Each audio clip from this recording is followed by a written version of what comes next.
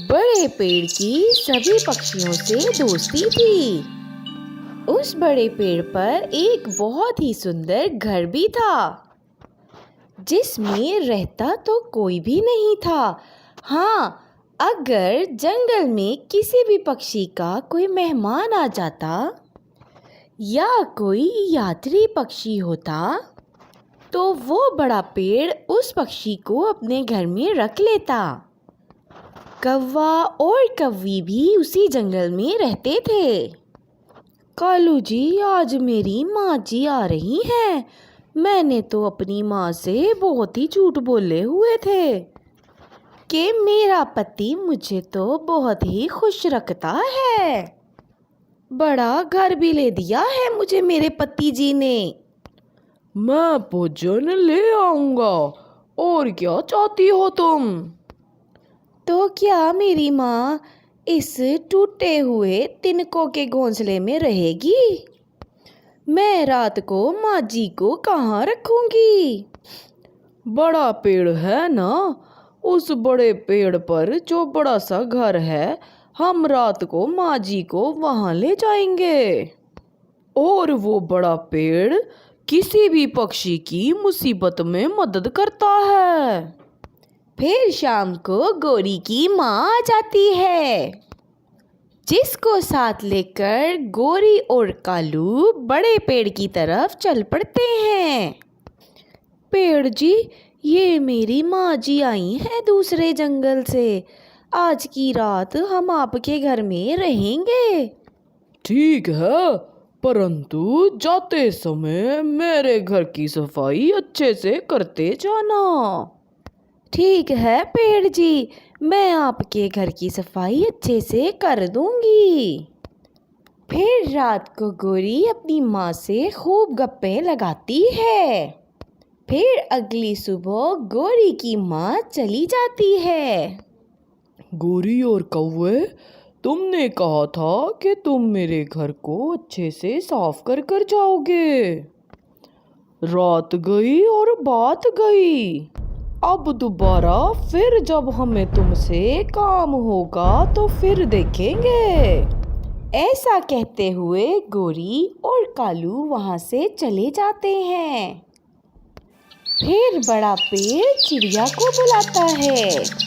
चिड़िया चिड़िया, तुम देख लो, गोरी और कौवे ने मेरा घर कैसे गंदा कर दिया है और मुझे साफ भी नहीं करके गए। आप जाएं और उन्हें कहें मेरा घर साफ करें। पेड़ भैया, मैं जाती हूँ, जाकर उनसे कहती हूँ। लेकिन वो दुष्ट कौवे बहुत चालाक हैं, वो मेरी बात कैसे मानेंगे? जा जा यहाँ से, आई बड़ी पेड़ की वकालत करने वाली। अब दोबारा अगर आपको बड़े पेड़ के घर की ज़रूरत पड़ी तो वो आपको अपने घर में आने भी नहीं देगा। जब समय आएगा तो देख लेंगे। फिर चिड़िया वापस जाकर बड़े पेड़ का घर साफ करती है। चिड़िया, तुम बहुत अच्छी हो, तुमने मेरा घर साफ कर दिया। कोई बात नहीं पेड़ जी, आप भी तो हमारी मदद करते हो। ऐसे ही कुछ दिन गुजर जाते हैं। फिर ऐसे ही एक दिन आसमान पर बादल छा जाते हैं। तेज बारिश और तेज हवा शुरू हो जाती है। ऐसे में चिड़िया अपने घर में बैठी हुई थी। तेज हवा की वजह से उसका घर तेज तेज हिलने लगता है। तेज हवा से मेरा घर टूट ही ना जाए, इसलिए मैं जल्दी से अपने घर से बाहर निकलती हूँ। इतने में चिड़िया जैसे ही अपने घर से बाहर निकलती है तो उसका घर टूटकर ज़मीन पर गिर जाता है। अरे, मेरा घर तो टूट गया, चलो मैं तो बच गई। अब मैं क्या करूं? मैं ऐसा करती हूँ कि मैं बड़े पेड़ के घर जाती हूँ।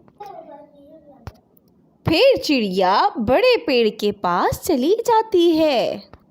पेड़ भैया, मेरा घर टूट गया है। चिड़िया, आप घबरा क्यों रही हो? आप जल्दी से मेरे घर में आ जाओ। मेरे घर में आप सुरक्षित रहोगी और मेरे घर में आपको देने के लिए भोजन भी है। फिर चिड़िया खुशी खुशी बड़े पेड़ के घर में चली जाती है। बारिश बहुत तेज थी और साथ में हवा भी बहुत तेज थी। एकदम तेज हवा का झोंका आता है और कौवे और कौवी का घर उड़कर दूर जा गिरता है।